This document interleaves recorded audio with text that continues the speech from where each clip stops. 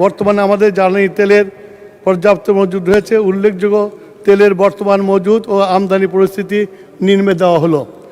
Diesel মজুদ 1,64,644 metric ton এবং 1,38,000 metric ton 30 এপ্রিলের মধ্যে আসবে।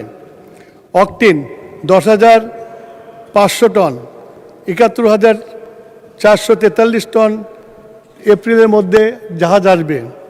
পেট্রোল 16,000 টন, 36,000 টন আপনার এপ্রিলের মধ্যে আসবে। মধ্যবর্তী সংকটের ফলে বিশ্বের অন্যান্য অঞ্চলের মতো দক্ষিণ এশিয়ার প্রায় সব দেশেই জ্বালানি তেলের সংকট মোকাবেলা করতে হিমশিম খাচ্ছে। পাকিস্তান ইতিমধ্যে 50% পর্যন্ত তেলের মূল্য বৃদ্ধি করেছে। শ্রীলঙ্কার তীব্র জ্বালানি ঘাটতির পরিপ্রেক্ষিতে রেশনিং কর্মঘণ্টা কমিয়ে দিয়েছে। ভারত, আফগানিস্তান, ভুটান, মালদ্বীপ, নেপাল ইতিমধ্যে জ্বালানি তেলের মূল্য বৃদ্ধি করেছে। অর্থাৎ একমাত্র বাংলাদেশই জ্বালানি তেলের মূল্য অপ্রবৃত্ত রেখেছে।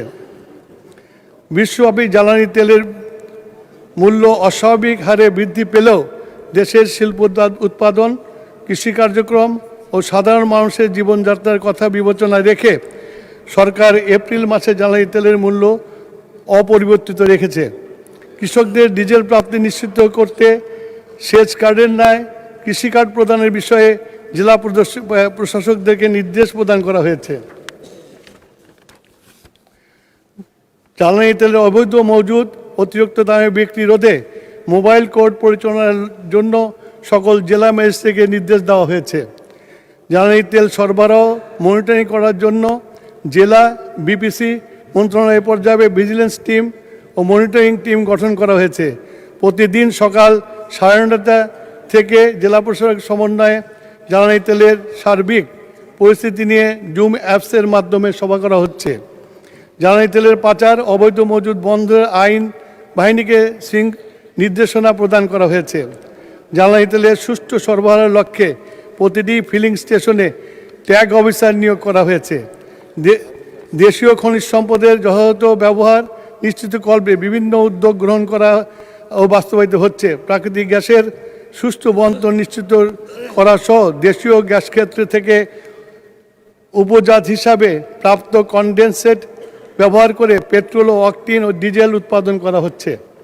ইতিমধ্যে জ্বালানি তেলের অবৈধ মজুদ বন্ধের জন্য 3রা মার্চ হতে 4 এপ্রিল 26 তারিখ পর্যন্ত 342টা অভিযান পরিচালনা করা হয়েছে, যার মধ্যে 2,456টি মামলা দায়ের করা হয়েছে।